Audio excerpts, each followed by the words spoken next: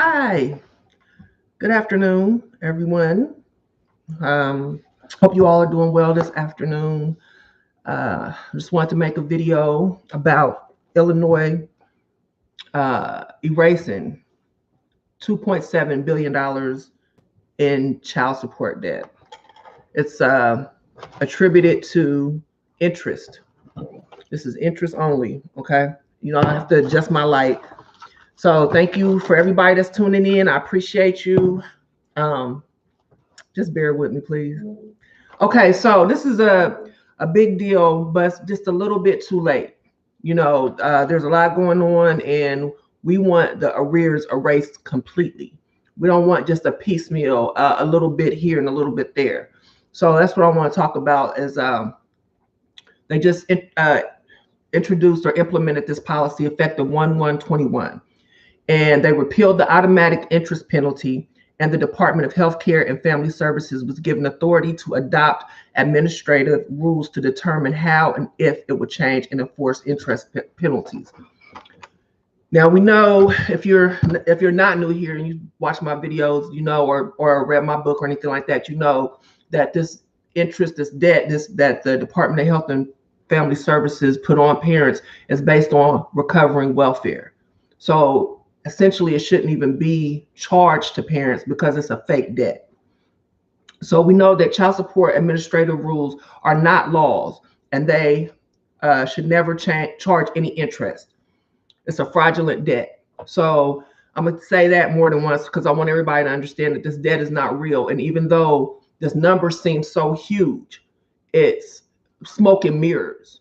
You know what I mean? It's excusing this debt is not like something really substantial because it's debt that doesn't exist. Okay, so this article that I'm a quote in this video is written by Peter Hancock of Capital News, Illinois. And he reported the total accrued interest penalties that were eliminated were just over 2.7 billion. That's a lot, but like I said, it's all smoke and mirror. Yeah, I believe it's true. It passed legislation. It's been effective 1/1/21. Hunter, or is that House Hunter? Okay, House Hunter. Thanks for joining. If you can, please like this video. If you aren't already subscribe, all that good stuff. So let's put that amount into perspective. At the end of fiscal year 2019, the TANF arrears owed reported by Illinois was almost $422 million. The current child support owed was approximately $858 million. The total arrears for both TANF and non-TANF cases, which are welfare and non-welfare cases, was approximately $2.5 billion. So where they get the $2.7 billion, I don't know, and they didn't share. So like they often do, they'll make up numbers, make up amounts, make up debt, make up anything just to try to hustle parents out of their money. So but in an effort to look as if they're doing a great service to parents indebted to the government, they have and will, like I said, over-exaggerate debt amounts. They are notorious for doing this, especially when I talk to parents and say, when they say they owe X amount of arrears, make sure that you get an itemized statement from the child support agency. Make them prove that you owe what they claim that you owe. A lot of times that money is over-exaggerated, as we see right here with them even forgiving the fake debt. It's even more than what the debt is totally. So that's something to look out for. Again, there's no reason a parent should be charged any interest on this fake debt, and that has been attached to low-income parents based on repaying welfare grants. The reason that this was passed, according to the article, is that those interest charges fell disproportionately on low-income families and people of color. So we know that this is true as far as it falling disproportionately on low-income people because this is a welfare recovery program. So 9 times out of 10, the most people that are going to be involved in this system are low income.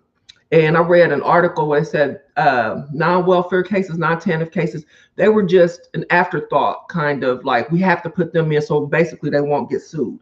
But they never had any intention of including non-welfare families into this whole program. So disproportionately affects low-income parents. And as far as affecting people of color disproportionately, this is especially true because all 75% of child support collected is through income withholding. And we know that historically Black men have the highest numbers in unemployment rates. They're the highest, always the highest. So if they collect most of the money, a majority of the money from income withholding, and Black males, Black fathers are historically unemployed, have the highest numbers of unemployment, of course they're going to have the most debt. It's just basic. They know this. And so now they're trying to save face and say, oh, this is hurting, this group and that group. It actually hurts everyone, especially low income people. I always say the only color that this government cares about as far as this child support system is green. That's it. I know race isn't a color and things like that, but y'all get the gist of it. So the DHFS director, her name is Teresa Eagleson, said, and this is a quote, "There is really no reason that families served by our department should be penalized with a 9% interest, y'all, rate when families who can afford to be served through private child support arrangements aren't automatically charged interest on their balances," end quote. So they're telling you right there, admitting, not only did it take, or they're admitting that this is wrong, it took 3 decades nearly for them to figure it out that it's wrong and try to admit they're wrong, but then to say that they're penalizing low income parents who already are struggling and not doing that to parents that can afford private child support hearings and things like that is just straight up discrimination. So it's great that, like I said, they're trying to do something to get this debt off of parents' backs, but it's just not enough. At this point, they've been exposed for the corrupt criminal enterprise that they have been operating for, like I said, 3 decades. So this little here and there, and it's happening all over the nation, these little bills here, but it's just not enough. If they're going to use this system, it needs to be completely overhauled. I say throw the whole thing away, start over if you must, but it has to go.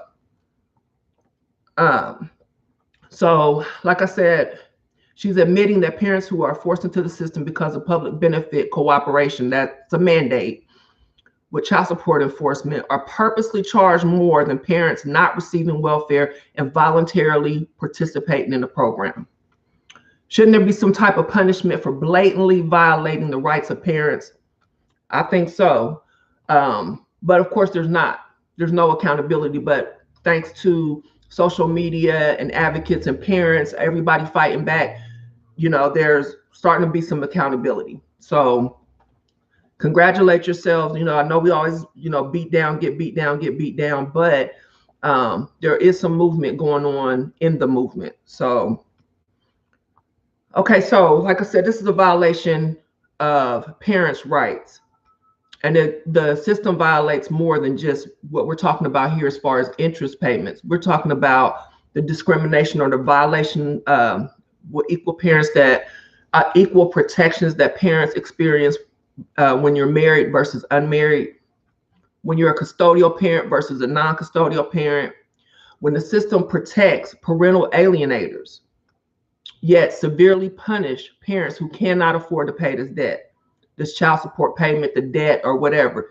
One end, you can take the child and never let them see their parent. And on the other end, if you don't pay that money, they're coming at you at the fullest extent of the law. So that's another violation of equal protections.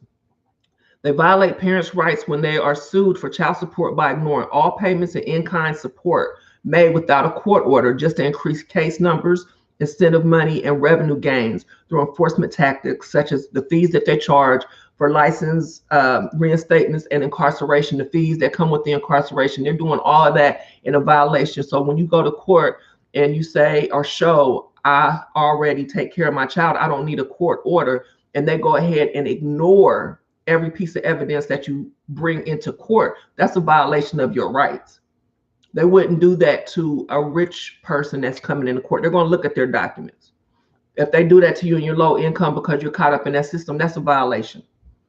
And they do it all the time. So Again, interest being charged on Title 4D cases versus non-Title 4D cases is discrimination, and it's a violation of our civil rights or your civil rights. So fight back, definitely. I know it's hard, it's overwhelming, but when you fight back, they have to acknowledge your rights when they're doing all of this stuff. Before, they could just do anything. But like I said, and they still do, don't get me wrong, it's not perfect by any means, but it's some movement, like I said, in the movement. So it was interesting that Hancock, again, the author of this article that I'm writing, he wrote that the child support program is available to parents who are owed child support. He says, quote, but parents are automatically enrolled in it, i.e. the child support system, if they receive certain kinds of federal assistance, such as TANF, end quote. To suggest that parents are automatically enrolled suggests that we have an opportunity to say yes or no, we don't want to participate in the program. It's like a courtesy being offered by the government. Oh yeah, we'll help you. We'll give you all this stuff. Just sign up for child support. That's not the case. Parents who refuse to sue are denied assistance that they really need, especially during COVID, unless there is a good cause exemption approved by a caseworker. We know that caseworkers are not the friendliest people when you come in. I know mine, when I was getting assistance, they were just the worst. So I know how we as low income parents are treated when we go into have to ask for assistance for whatever reason. So to say, I don't want to participate in this program because, and you list one of the good cause exemption reason, they can just say no because they don't want to do it. That's how much power these people have over other citizens' lives, just based on if we need assistance or not. So the good cause exemption, and I want to say that because of the mandatory participation, it's not a courtesy. This is mandatory. That's different. You are made to, or you are kicked off the program. You can't get any help. Your kids might be able to, but you won't, and then you'll get sanctioned. So a good cause exemption, they're very rarely approved. And for example, between fiscal year 2015 and 2019, Illinois reported almost 60,000 cases that were open with determination of non-cooperation. Hi, Steph, how are you? Thanks for joining me. Talking about Illinois corruption, but so 60,000 of non-cooperation cases during that same period. Do y'all know how many cases were approved for a good cause exemption? 18. 60,000, and they only approved 18. So it's not a courtesy that they offer child support to a parent. It's a must. If you don't do it, you will be punished. I'm good, thank you. Enjoying this Saturday. I wanted to get this early because I want to cook today. So that is exactly, I want to, plus it's a lot of information is flying around on the internet. There's a lot of stuff. We got the stimulus. I'm not gonna go there. I'm gonna wait and find out what's going on so I can update you guys on the stimulus plan with a third stimulus and if parents are going to get it. So make sure your notifications are on. So when I get it and come on, you guys know so I can break it down for you. So, okay, so only 18 good cause cases out of 5 years and 60,000 cases. That's ridiculous. The next thing I'm gonna look at is how many people that put in for a downward modification during COVID and how many were approved. I'm gonna have to really search for that information because they're not gonna make it readily available. I guarantee it. So Hancock also reports, oh, and that's disproportionate. If they're talking about disproportionate numbers, that's disproportionate. Hancock also reports that along with Illinois, only 15 other states charge interest on late penalties. That's not true. Minus Illinois, 33 states charge interest on late child support. This happens whether it goes through the court or whether it goes through the local agency. There's 33 states. 7 jurisdictions charge interest dependent on the market. Hi, Cindy. 11 jurisdictions charge between 9 and 12%. Now it's 10 because of Illinois. 9 to 12% interest. If you already start off in arrears based on the Bradley Amendment, then you're already being charged interest from day one on however amount they seem fit. Yes, please sign the petition. We want this debt gone. I mean, they all need to pass something like this, Cindy. Everybody, it's a fake. This interest, these arrears is fake debt. It's not real. It's not real. So everybody, they just need to erase it off the books. So that's why we have the petition, and that's why I asked you guys to contact your legislators. It needs to go, especially during COVID. Parents are not working. They're underemployed, unemployed, and this debt is racking up. If you look across the board, everybody is getting a relief of some type during COVID, except for non-custodial parents and this child support. Okay, so this is a step, like I said, in Illinois, that's a step in the right direction. However, it's a little bit it's too little too late. All government arrears must be erased. That's 422 million in Illinois and nearly 24 billion nationwide. And that's, thanks, Steph, that's all coming into the, yes, please contact your legislators. Go above their head, Gabby. Everybody has a boss. Everybody, and as far as the people, the legislators, we are their boss. So if you can't get it on the local level, you go to the state. If you can't get it on the state, you go to the federal. But make your voice heard, file your contacts. If you send me an email, cshustle1@gmail.com, I'll send you a couple emails that I have for their regional offices. Also, if you guys follow me on Instagram, KN or NK, at KN or NK, or Twitter, and I just put CS Hustle 1, that's on Twitter, and I just put a link to the complaint form for the Federal Office of Child Support Enforcement Agency. That's where you go when you can't get any resolve in your local agency. With your local agency, you filed a complaint with the supervisor and you keep getting ignored, then you want to go to you want to keep going higher. We gotta make these people do their job and hold them accountable for what they're doing. They have the power of all of our lives in their hand. They need to answer the paperwork. When you file paperwork, they need to answer. So again, you can sign the petition. I put the link in the description, but you can also go to childsupporthustle.com. The petition is there. I have a ton of articles there. If you want to buy, if you want to buy my book, The Child Support Hustle, that is available on my website. We have t-shirts. I just have gray and black right now, and a mask. Shipping is free on the masks. They're $12 free shipping. So I just want to say, because we get discouraged because it's been going on for so long and it looks like nobody or nothing is happening, and I'm here to tell you there are some things happening. It's not going fast enough, but it's going. So that ground shift that you feeling, that you see, that is that child support machine cracking. It's cracking under pressure. Just keep applying pressure. That's all we're going to do. At this point, we are not going backwards. We are only going forward. Okay, thanks, Steph. So don't. I know it's discouraging, but just keep on, because I've been doing this since 2013. So I know I'm telling y'all, I see this stuff, and I'm like, okay, they're listening. They have to do something, and that's what they're doing. Because as with any hustle, when you bust the hustler, they're not going to admit that they're wrong or they've done anything. They just going to try to fix the hustle so you don't see how they hustling the next way.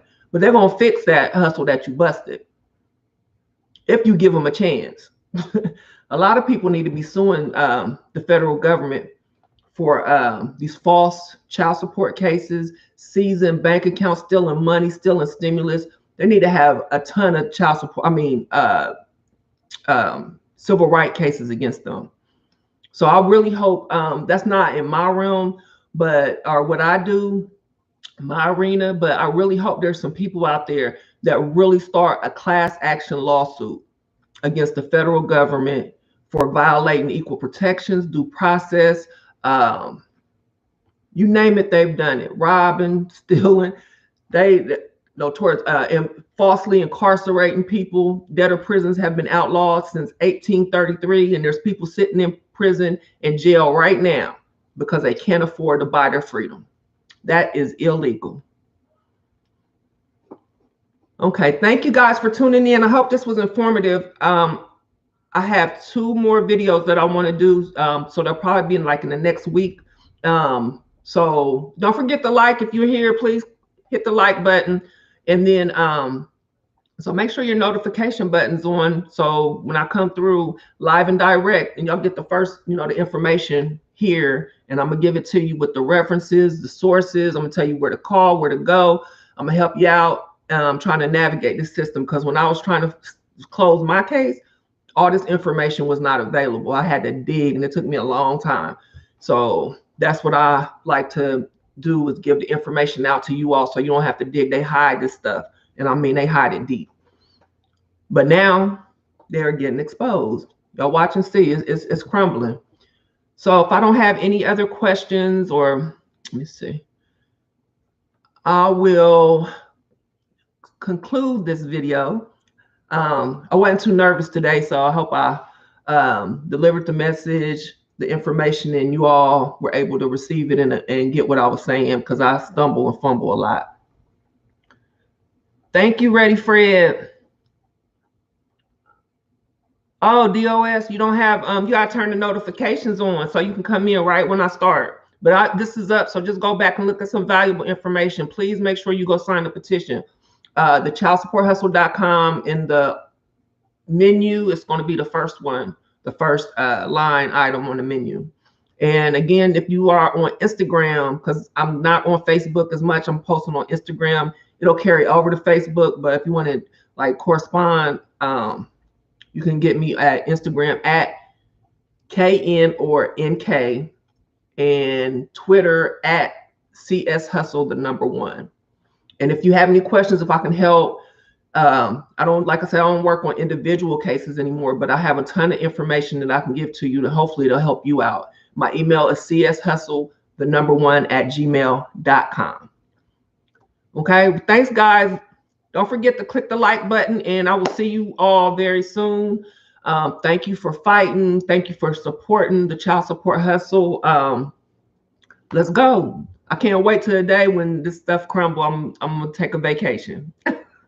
I'm sure y'all will too. All right. Remember, they can ignore hundreds, they can ignore thousands, but they cannot ignore millions. Let's go.